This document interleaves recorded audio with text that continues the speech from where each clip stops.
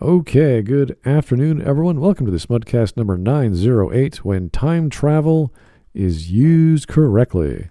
That's a hard topic because most time travel stories or movies or books, I don't know where we want to go, video games, don't know what they're doing, use one or two rules, blend things together. It's hard. I always go back to The Time Traveler's Wife. That is a hard science fiction, which is mostly a drama, but she does the time travel part so well, where time travel or time is immutable. So everything that's been done has already happened. And you're just going through the motions of going back in time and filling in the blanks, which is great because you have to plan that ahead. That's like a great... So it's everything is deterministic.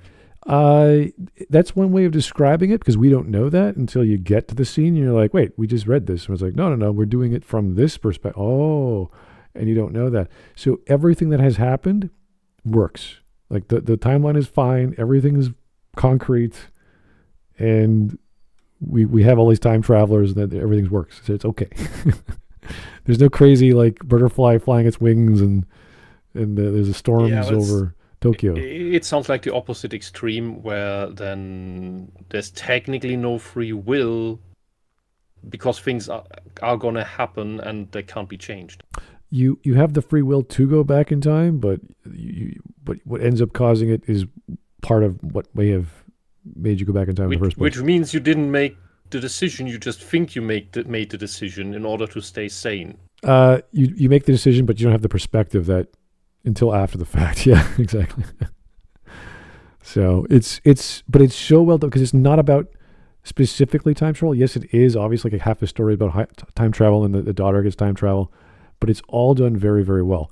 As opposed to, let's say, the original, like The Time Machine by H.G. Wells, which I wouldn't even call a time travel story. Obviously, there's time travel in it, but it's pretty much H.G. Wells. I think he was a communist, and he's criticizing society like 800,000 years in the future.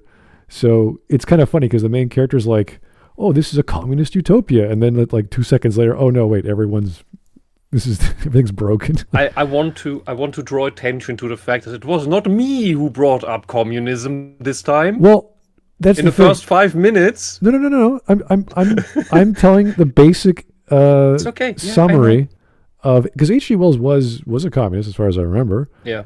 And he was using the future as a way of explaining it doesn't matter what system of government you have, which is kind of funny because most people say, well, this is an anti-capitalist message. You're like, kind of, yeah. But it's also anti-government message. And he's saying that it doesn't matter what system you have. In the future, there's going to be this elite, and there's going to be the downtrodden or the rich and the poor. And that's all there is. And that's the whole message of the story, not that, Which was his admission that communism doesn't work. In a way. Otherwise, it would have succeeded. It depends. It depends. You can explain that. But you can explain that because H.G. Wells wrote and lived in a time when the great communist experiments hadn't been done yet. Right, yeah, I know. And therefore, there were a lot more people who were entertaining the idea, looking forward to, hey, we could actually try this, and as well as criticize it, who would call themselves socialists or communists, who after the fact, after the experiments, would just say, no, never, this is insane, never try this again, it can't even work, don't even try. Yeah, if you want another story that he goes specifically into communism, which falls into dictatorship, it's The Sleeper Awakens, which is it's like instead of 800,000 years in the future, it's like, I don't know, 2,100 or something. And it's like the pre-Morlocks. So in the future, there's like the Morlocks and the elite. And in this story, there's like so it's the same world. And he talks about how the pre-Morlocks, they have their socialist revolt underground. And then someone betrays them. And there's a dictatorship. You're like, what the fuck? So that was... Which is just what socialists do. Which is basically, Which is currently happening in China. Yeah. Again. Anyway, the distilling power. Anyway, we're not here to talk about politics, but that is the one I would not recommend. You started it. No. I'm just bringing it up. Yes. Anyway. Yeah, you brought it up. Anyway, we're going on to time travel. I don't know the Marvel films. I don't know how good they are. I never watched them. I don't really care. how they did it. The other one I bring up a lot is 1201, which is a time loop, which was a movie with Jonathan Silverman. And this is like 1994, 1993, I can't remember. This is a guy who had his own show called The Single Guy. And I was like, what the hell is this? Why is he on this movie? This guy's been doing movies and shows like that all the time. Anyway, this is a time loop, and it's handled in like he's the only guy who remembers all the loops, essentially. So he's stuck in it. And it's the same. Like Groundhog Day. Like Groundhog Day. And the Tom Cruise movie. Yes, same idea, exactly. The Tom Cruise Groundhog Day movie with action. But he dies, and that's how he comes back to life. This is crazy. So the Tom Cruise Re:Zero movie. Yeah, pretty much. Yeah. With aliens. Yeah, well, it's based off the manga. All You Need Is Kill, and that's what people don't know. Oh, it is a manga? Yeah, exactly. Oh. All You Need Is Kill. It starts. Well, it's a great manga. I didn't watch the movie because I already know the manga. But yeah, that's the time loop that is done relatively well. Same with Re:Zero. But again, the focus is not the time loop. The focus is the drama or political messaging or whatever the author wants to do. So anyway, unless you make a Hollywood movie, then it is the time loop. That's important. Yeah. What was that? Was it Boss Level? What was that other time loop with the guy? He's a hitman, but he's surrounded by other hitmen, and it's almost like every scene is like a meme. Like it's so silly what's going on, and he spends like not years but like weeks and weeks like how to get through this one solution, and it's like 30 or 40 loops to know where everything is. I think it's more manga than me. No, this is not a manga. This is an actual movie that came out years ago, called Boss Level or something like that. I can't remember. Okay. But it's cool. Everyone should watch that. That's a great film. Okay, I'll take a note. Boss Level. Something like that, yeah. But you'll find it in memes, and there's a bunch of stuff on YouTube for sure about that. Anyway, we're not here to hopefully talk about time loops. Looks like Back to the Future, and I'm okay with learning more about that. Okay, this is a video by Let's summon Ginga, man. We got Ginga? Yes. Hey. Yeah. Okay, this is a video by 1Z. This came out 5 days ago. He's only a small channel. He's got 629 subs. And you said but it's... Whoa. What was that? Sounds like you went super fast and then got cut. There, Whisp. Yeah, I heard Whisp robot a little bit. Sorry. I need to reboot the PC later. Oh, okay. But anyway, now. I was saying. Okay, you good now? Okay. This was 5 days old and it only has 335 views. Good for you for only having 629 subs. That's half your sub count. Good stuff. And we're going to contribute to that, hopefully, and see how good this video is. All right. It's not long, 7 minutes. We'll be fine. Here we go. Yep. Here we go. When time travel good film into a great film, but since time travel can be illustrated in various different ways, sometimes it leaves you wondering, what the fuck did I just watch? Sorry for cussing. In Back to the Future, the writers use what I'll call a dynamic timeline. Like this thing, but instead it's time. This is what most of us imagine time travel to be. If I go back 5 years and plant a seed, when I get back to present day, the seed will have grown to become a tree. Now that's making it way more simple than it is, but we'll get to the complex, juicier, mouth-watering stuff if you stick around. Now on paper, this should be time travel in its simplest form. If I change the past, the future should change too, right? Wrong. Due to something called the butterfly effect, things can get a lot more complicated than we think. Essentially, that seed we planted 5 years ago could go on to become a... Okay, so this is the general idea of any time travel story. You go back in time and try to fix something. Very simple. It changes everything else. You have to figure out what the hell happened before you screw it up. What was that anime about time travel with the microwave and the cell phone text messages? Oh, God. I don't know. Oh, it was a great anime. It was a visual novel. And it was about that crazy meme where the guy tries to act black in an alley, and he's trying to speak English to a black guy, and the guy's like Japanese, like, what the hell are you doing? Son of a bitch. What the hell was that? Oh, my brother loves this anime. I just can't remember the name. Time travel anime. I'll remember it later. Don't worry. On this tree. Or it could somehow lead to Kanye West being president. Both outcomes being equally unpredictable. In Back to the Future, when Doc Brown invents the time machine and shows it to Marty McFly for the first time, crazy name, I know. The date is October 26th, 1985. Now, after Doc Brown gets X'd off by the Libyan terrorist Steins Gate, that was the one. Sorry. Marty decides to use the time machine to warn Doc Brown about his pending death. That way he could prevent it from ever happening. Sounds good to me. What's the worst that could happen? He fucks everything up. See, Marty forgets the most important part about time travel. Everything you change, even stepping on a blade of grass, could cause drastic and unpredictable changes to your future. When Marty gets to the past, the date is now November 5th, 1955, which is 30 years before Doc Brown gets killed, giving him more than enough time to screw everything up. He somehow almost manages to stop his parents from ever meeting, which would have erased him from existence like they did Michael Jackson. Now this would have created a paradox known as the grandfather paradox. If you don't understand what that means, focus up. If Marty stops his parents from ever meeting, that would mean he doesn't go on to be born. But if Marty is never born, then who on earth traveled back in time to stop his parents from meeting in the first place? Yeah, this is stuff the movie doesn't actually work with. This is after the fact. You watch, you're like, wait a second, if this is all reactive, how the heck did this occur in the first place? So that's kind of where the mainstream audience got the concept of the paradox, because we're watching Back to the Future. But the idea was, decades old when we talked about this in science fiction. So it's not complicated, but no one really heard of it. I mean, the movie also establishes that if you change something in history, it takes a while for the changes to reach the original moment when time travel occurred, i.e., when Marty traveled back. Because they use the photo to signify. It's like his siblings start disappearing first, and then by the end of the movie, it gets to him on the photo, and he starts the thing with the hand. Yeah, that was. You see, it's he starts disappearing because the changes have caught up to him specifically at that point. Yeah, that's a very. It's more of a dramatic thing they do in the story to make it like he's running out of time and this other factor controlling things, as opposed to having a time machine where you should not run out of time. So they have to make tension. And that's one of the rules of the world of that movie or that movie series. So, yeah, because those movies make it a point to put a handicap on the time machine itself, so as to have stakes.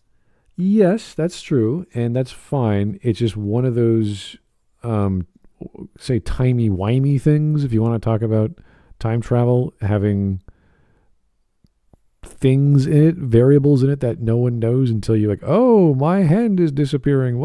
And if that's the case, that was one of the scenes in the first film, I think, but it comes back, so he can still use his hand. So he has to. Because there was a moment where, I think it was Lorraine getting dragged away by some other dude, but what maintains the integrity of the timeline is that George steps in and takes her back. Yeah, that's what gets Marty to stop disappearing. Yeah, it's just luck that the events occurred the way it did, and of course it's all dramatic, so fine. Stuff like that I don't like, but it works on a TV screen or a movie screen for dramatic effect. Great, no problem. Probably not very well in a book. It could, it just wouldn't be as effective. Yeah. Because it's a paradox. But then again, sometimes it gets diabolical. Whenever writers are given the freedom to explore the possibilities of this version of time travel, every now and then they take the butterfly effect way over the top. I know I said earlier that stepping on a blade of grass can have unpredictable consequences to the future, but those changes are only plausible within that medium. In other words, only the people and things that go on to interact with that blade of grass will be affected in the future. That blade of grass doesn't magically influence everything in that timeline. I just had to get that point across. Another thing worth noting is just how confusing... Which is contradictory to the butterfly effect, because the butterfly says, butterfly flapping its wings can cause a tornado in Florida or whatever. So he's saying, well, a blade of grass isn't really going to do much. You're like, yeah, exactly. So what the heck is a butterfly going to do? But that's the extremes of the writer. Like, how far do I take it? Or is it just nothing? Is everything nothing?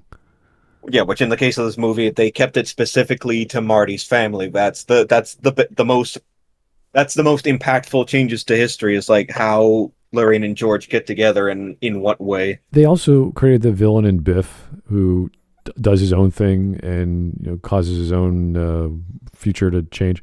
So that, I mean, that's just typical storytelling. You have to have a villain for whatever purpose. So that's fine. You got two major plot lines going there. The main one to save the doctor, and the other one to stop Biff. this version of time travel can get. The greatest example of this is season 3 of CW's Flash. Barry and his team spent the whole season chasing down a speedster named Savitar. He kinda looks like an action figure, but he gave us the greatest season of The Flash, so I won't complain. Now only 5% of you will understand what I'm about to explain. To the rest of you, just pretend like you're following. After Cisco and the boys spend a whole season tracking down Savitar Wait. Why is who's Cisco? That's just a random thing. Yeah, I don't know what's going.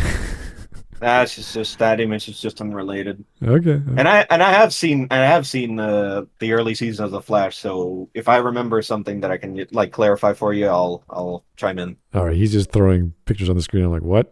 Yeah, just ignore that. luck, he feels himself. Except he's also the Flash? Wait, what the heck is going on here? Well, when Barry goes back in time to save his mother at the end of season 2, he essentially screws up the whole timeline, which creates Savitar in the first place. Savitar is just one of Barry's time remnants that he creates in the future in order to help him fight Savitar. I don't know what it's oh yeah. Yeah, that's why it's Barry. Oh boy. I forgot about that. Okay, so a time remnant is a duplicate of a person, often a speedster. Okay, so we're talking specifically about the TV Flash? Yeah, okay. the TV show. Okay. Created because I don't know why he's throwing up the movie The Flash, which has nothing to do with the whole Savitar thing. That was a bit confusing, but I think he just did it because he liked the punch. Anyway, created when this shot is the TV show. So yeah, for sure. Okay, so created when they time travel and whose original timeline is no longer exists. The temporal duplicate is preserved by a force like so the Speed Force is doing its own thing in the world of DC Comics. Great. Okay. Yeah. With how powerful the Speed Force is in the first place, like that's kind of how they can get away with a concept like the Time Remnant. Yeah. Okay. So what happens? And a copy or extra life to help achieve goals or prevent further paradoxes. So it's a temporal copy essentially. So they sound like they're helping each other. Is that what's going on? Yeah, because there was at the end of the second season, like Barry learned how to create a time remnant to help. He made one to help beat Zoom, the season 2 big bad. And in that specific case, I remember it's like Barry was able to deal with Zoom, and then the time remnant sacrificed himself, and that's when the whole concept really kicked off in the show. Interesting. A time remnant is a temporal duplicate you create when you go back in time and meet yourself. The version of yourself you meet is called the time remnant. Now, in Barry's case, he creates a bunch of these temporal duplicates in order to give himself a numerical advantage against Savitar. But Savitar wipes the floor with all of them, all except one.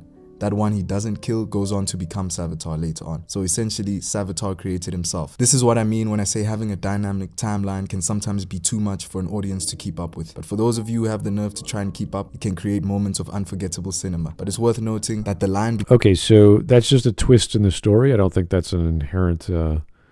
Yeah, and also the inherent problem of who was the original Savitar if it wasn't Barry. Because if it was always Barry, then that just creates a stable time loop that allows Savitar to always exist. Well, the remnants, until the end of the season where they actually do get rid of him. Well, the remnants are Barry, essentially. So if Savitar is just another remnant, he's just a remnant that's doing his own thing or whatever he's trying to do, whatever.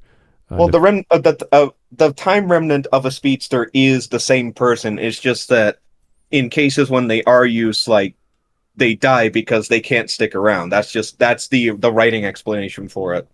But in that case, one of them survived in that original fight against Savitar. The one that survived against him is the one that was used to maintain his existence. Interesting. Okay. That's, again, very different than what I'm used to reading about in time travel stories. Yeah. Okay. Between time travel and an awful hot mess is very, very thin. That's why sometimes writers opt for the easy way out. MCU time travel, aka branched realities, not only removes all things that could go wrong with having a dynamic timeline, it also makes the plot much easier to follow for your average Tom, Dick, and Harry. The difference here is that whenever you travel through time, you're actually creating a whole alternate timeline, which means your actions only affect the timeline you're in when you acted. Endgame is the most prominent example of this, hence I'm calling it MCU time travel. Yes, I know they weren't the first to do it. Stop trying to kill me in the comments. This version of time travel doesn't allow you to rewrite history in your own timeline. You can't just go back in time and plant a seed expecting to find a tree when you return to the present. Instead, the tree you planted will will grow in the timeline you created it in and only affect those people. This is why the Avengers couldn't just travel back in time to when Thanos was a baby and So everything we learned from Back to the Future was basically some bullshit. This time travel has no major consequences to your own timeline. Well, unless Thanos follows you back home, then you're cooked. That boy Cap abuses it at the end of the film, all for some fine shit. I can't even blame him. But then again, that isn't even his version of Peggy Carter. The original Peggy didn't see or hear of Captain America after he got put in the cryoverse. Now, the Avengers somehow convinced Master Bald-Headed Lady over here to hand over the universe's most guarded and prized possession, the Time Stone. And she somehow says yes. Now, I don't know about you guys, but this just seems like some bullshit yet again. Keep in mind, from her perspective, she lived her life the exact same way in this timeline. Unstuck mind time travel is when the mind of a character gets transported through time, but their body remains in its original position. In X-Men Days of Our Future Past, Wolverine gets his consciousness warped into the past. But onesie, why did they do him like that? I'm glad you asked. In their current version of reality, the X-Men are being hunted down by an anti-hero robot organization that has programmed all of these robots to specifically wipe out anything with superpowers. That is until they have the bright idea to send Wolverine back into the past, hoping he can reverse the whole hero apocalypse thing they got going on. Think about it though. If you get put in your past self again and have to warn everyone about an upcoming apocalypse, my brother, good luck. No one's believing you. At least if you jump. Mind you, the only reason why it was Logan that went back is because his body's the only one that can handle it because of his healing factor. Is it like some weird method that would blow you up or something, or just dissolve you? Like it puts a strain on the person's body, which is why they send Logan back. Okay, so he's already like mutant and because of his healing factor, and also because that on top of the fact that it puts a strain on the person's body, it's like the person also has to maintain, they according to the movie, peaceful thoughts to maintain their mind in the past. Okay, it's like the way Days of Future Past, the movie, did it is definitely a bit weird, but at the same time, it does still kind of work within its own logic. Especially since it is Logan. Especially since, again, Logan is the one to go back. Yeah, I don't think I ever read the comic book that did that, so I don't know what the difference is. The comic is a more traditional, like, post-apocalyptic future story. It's like they still do the same method of someone going back to the past, but I think in the comic it was Kitty Pryde that went back, not Logan. Okay, which has nothing to do with the stories with Bishop going back in time or Cable going back in time. So it's just that specific story that they used. If I remember correctly, those two went back in time through other methods. Okay, yeah. Different stories. Yeah. And not some lady's fingertips. You could bring an iPhone 17. But then again, they'll probably still think you're crazy. Anyway, Wolverine pulls it off in the end. Of course he pulls it off. It's Wolverine. What did you expect? Now, most of us have heard the term time loop get thrown around. But what does it actually mean? A time loop is a plot device where a character... Alright. Really can break the cycle, often by fulfilling a certain condition. Yeah, this is why I don't bring up Groundhog Day so much, because the whole idea of Groundhog Day is for Mr. Grump to do everything very well, be happy. I guess that was the condition, to end up with the girl and be a better person. In other words, the loophole. Yeah, what's the means of stopping this? Whereas in 1201, it's an actual science experiment. The same with Boss Level or whatever that movie is called. There's an actual event that caused it. You have to stop that from happening. So yeah, I like the more practical and technical explanation for phenomenon, as opposed to, be a better man and just wake up happy. It's like, okay.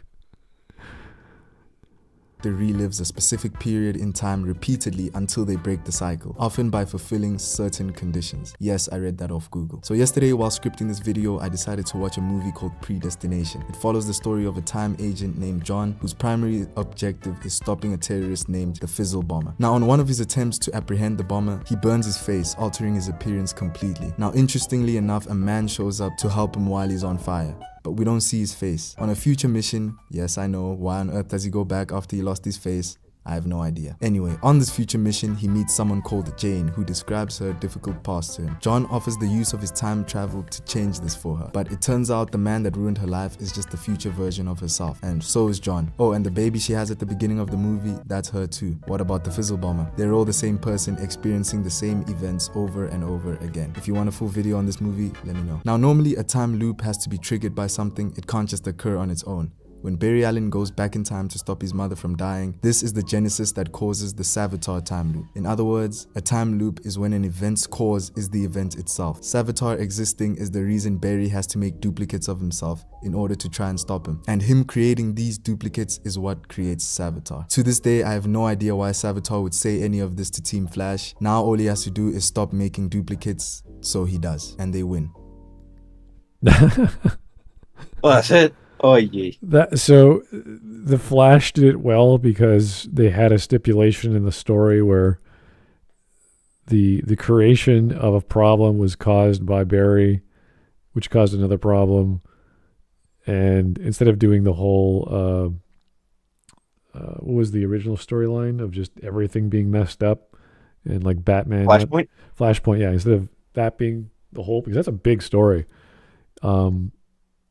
Instead of doing that in live action, they just invented their own with Savitar. Is that something that doesn't occur? Well, the Savitar in the show is a result of the Flashpoint event after it's fixed, because what caused Flashpoint in the show was Barry going back and trying to stop Thawne from killing his mother.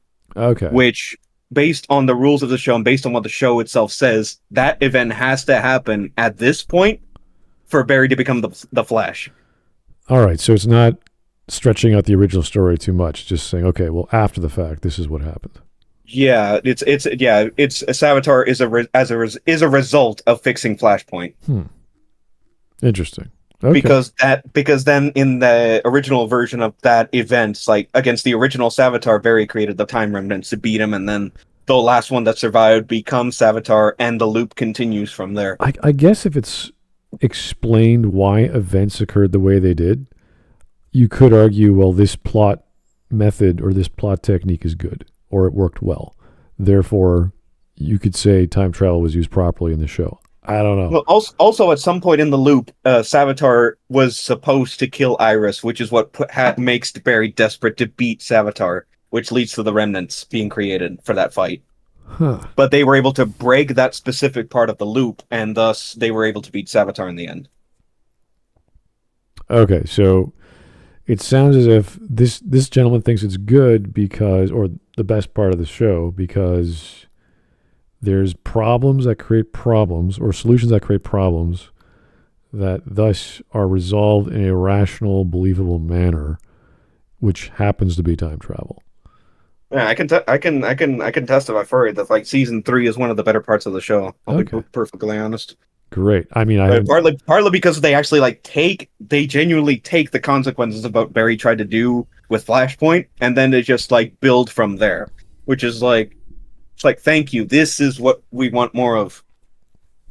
Yeah, pretty much. But I mean, I want to compare it to The Time Traveler's Wife, just because it's written so well, and every chapter is like different, and even if you put them all in chronological order, things make sense. Nothing has changed. It just gets revealed to the audience as well as the characters in the same way, and it's more of a romance, obviously, because it's about a relationship between a man and a woman and their daughter.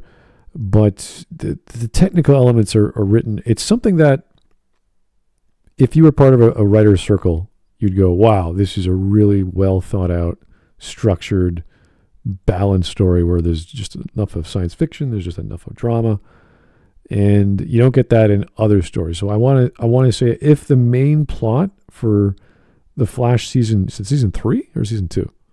Yeah, Savitar was season 3. Okay. If that is well done, then the issue is no longer about time travel. It's about having good drama, good conflict, and it makes sense. It just happens to have a story involving time travel. So that's kind of the same idea, I think. Yeah. Another example is, like, to the point of the video, another example of time travel being used correctly, in my opinion, is the Legacy of Kain series. Ooh. Where one of the rules being that's like at any point when time travel is done, there is always a change to the timeline, but the timeline shifts in a way where it snaps back to a key events that are supposed to happen, just with a twist. I would say, like for example, in Blood Omen, when Cain is sent back in time to go to fight William the Just before he becomes the Nemesis, there are two Soul Reavers at that point in time. One of the rules of the series is that whenever there's a change in time, it's almost always because there are two Soul Reavers when there should only be one. And in that example, like Cain kills William the Just, which once he goes back to the present, that William's death causes the hunt for the vampires, which makes Cain one of the few vampires left in the new version of events when he goes back to the present. Is that the same instance of Raziel's Wraithblade then realizing it becomes, or it is the Soul Reaver? No one just really... When Cain and Raziel go back in time, they go back to, I believe, when the Guardians, they go back to when the Guardians were killed by Vorador. And they even reuse the dialogue from Blood Omen when Raziel is confronted by Mobius. Okay. They have the dialogue of Vorador killing the Guardians in the distance, just so you know when exactly the story is at that point in time. Yeah, because I'm quite sure you said William the Just, he had his own Soul Reaver, and at that point... Yeah, he was the one to wield it before Cain. Yeah, but Cain came with his own. Like, he had his own Soul Reaver. Because William the Just had the Soul Reaver in the past, and it was after Cain got it in the present that he, after that, went back in time because of Mobius. So this is the first game I think I remember playing. It's in Blood Omen, yeah. Yeah, I remember these, well, not all of it, but the crazy, like, it sounds simple in the first game, and then you get to Soul Reaver, and you're like, oh. Well, it's because in Defiance they established that the soul within the Soul Reaver turns out to be Raziel, which that whole plot point gets resolved in Defiance at the end. Okay. It is it's a bit convoluted, but once you get to the third game, you're like, all right, yeah.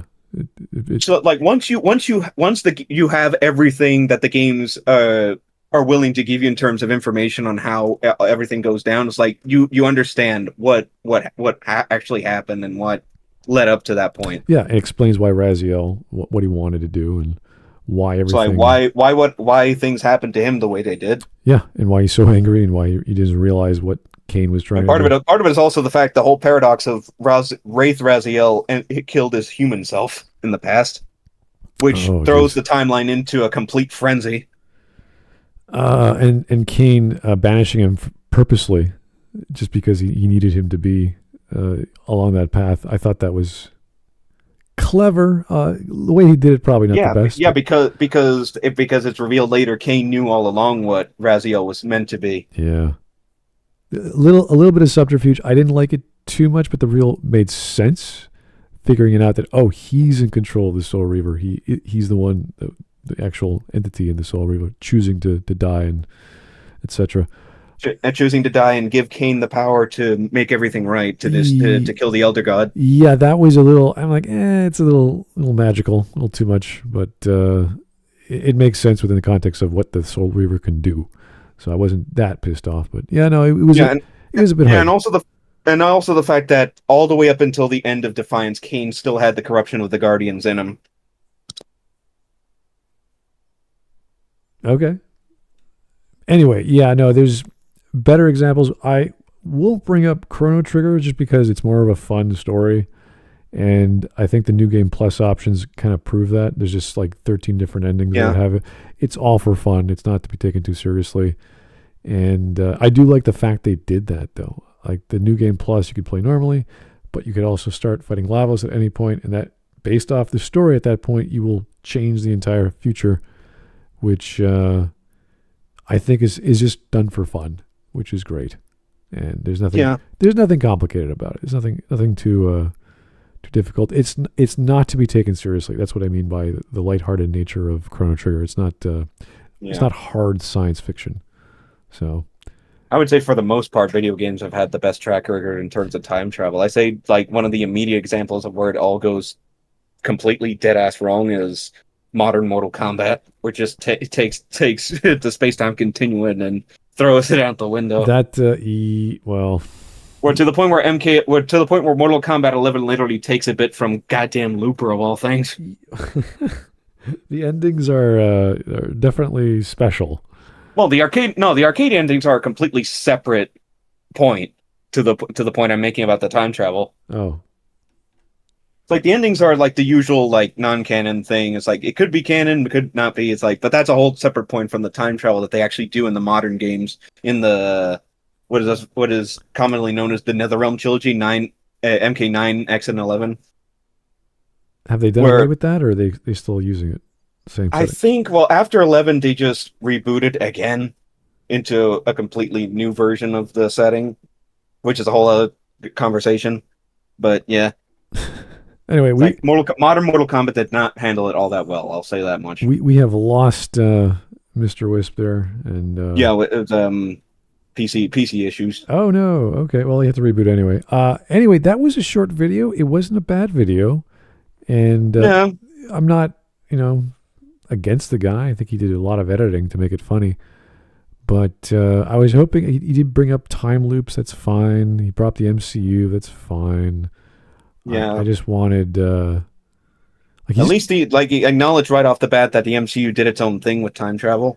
I know. Where it's like it's an interpretation of the standard time travel akin to Back to the Future, except in the MCU, the original timeline is not erased. I would have preferred if he actually got to the details of the things that are not as good in those stories, and he sort of brought the MCU here and there, with the alternate timelines being the only effect those worlds, not the original.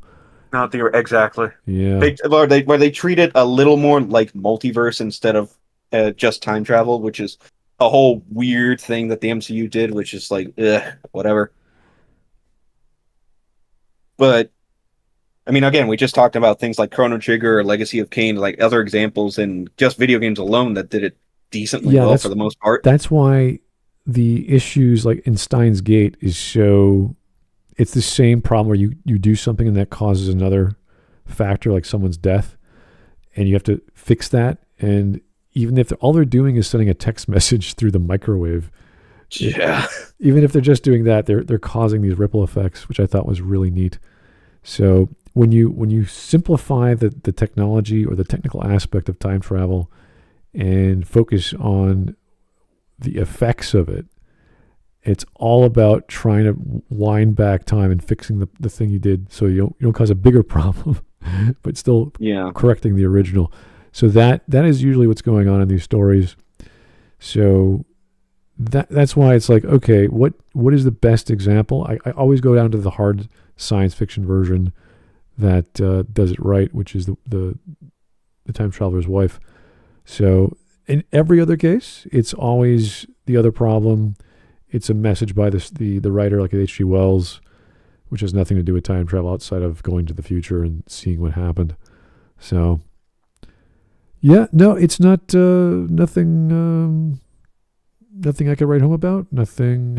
I don't think WandaVision and God knows what else occurred. Well, that wasn't time travel. That was just reality warping. Oh yeah, not.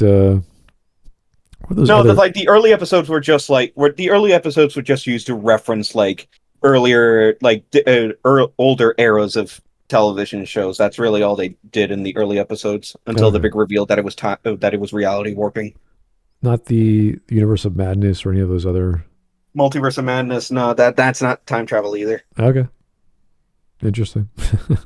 Yeah, but again, to bring up Legacy of Kain for one more point, it's like with the idea in that series was like, because Mobius being the guardian of time, like had a hand in like history changing more and more and more. When the original idea was that Raziel was meant to die so that he would merge with the Soul Reaver to give Kain the power to undo the corruption and defeat the Elder God. But then all these other things happen in between that change history more and more, to the point where like all the stuff that happens in Soul Reaver 2 opens the door for Blood Omen 2 to happen in the newer timeline that they created as a result of the Soul Reaver 2 events.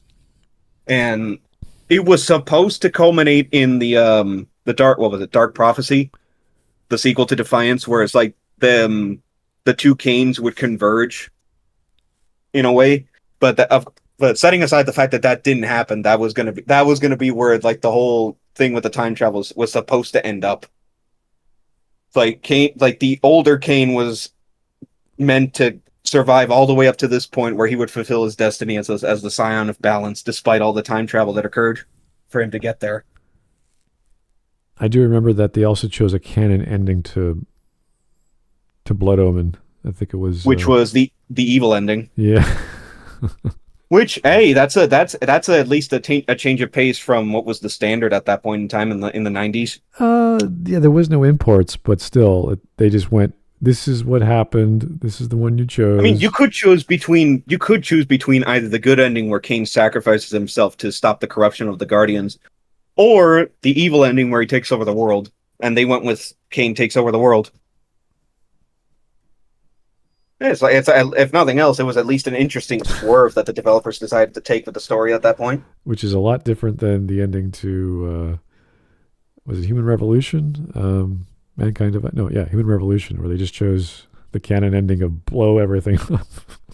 blow everything up, and he just jumps into the ocean. No, he's at the bottom of the ocean, and he just floats back up like it's nothing. And you're like, he's a machine. Yeah, I know.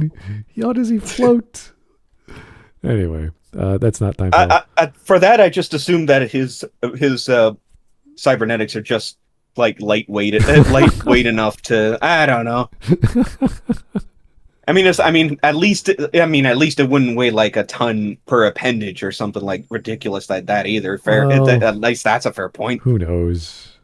Whenever developers choose canon endings without doing imports, it's always a questionable choice. But they did it.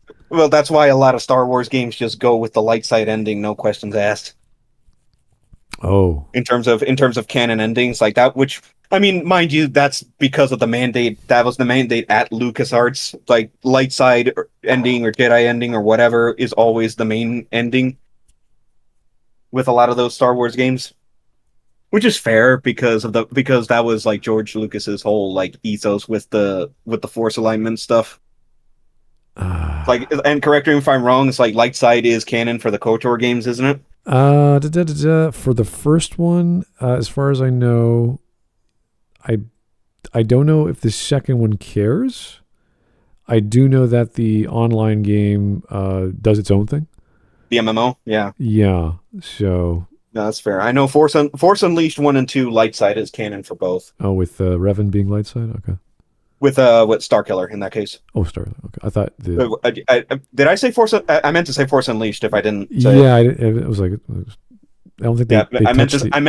I meant Force Unleashed with Starkiller being light side in both games. Okay, because with KOTOR it's just the MMO, and the Exile is there as well, and she's a Force ghost. At least you said at least the first game is meant to be light side ending, right? I'm trying to remember KOTOR 2. I don't think so. They don't really make mention of what path they went. All we know is they went off with their companions to go somewhere. At the very least, light side makes more sense if you like take everything into account. Revan, Revan was a rebel, but he wasn't a psychopath. If he went dark, he was both. Yeah, which is why it makes sense, at least in that context, for him to end up light side in the end after he gets his memories back. Anyway, we're going off topic, but that was a fun little interlude about developers choosing a canon ending when there's so many. Either way, thank you guys for watching. That was a quick little video, and hopefully we'll have different topics about time travel that are a bit more in depth and not him just describing the plots of the stories. That would be nice. Anyway, we'll find out what happened to Whisp, but we'll see you guys later. Have yourself a good one. Good night. Good night.